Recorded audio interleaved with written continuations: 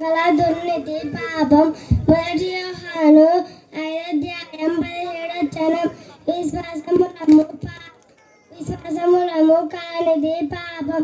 రోమ 14:23 ఆజ్ఞాతిక్రమమే పాపం.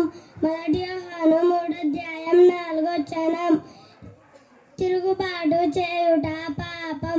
మొదటి సమూయేలు 5:23 మేలైనది చేయనెరిగి చేయకుండుట పాపం. యాకోబు 14:23 ప్రార్థన మనుట పాపం. సామెతలు 12:23 మూర్ఖుని యోచన పాపం. మొదటి సమూయేలు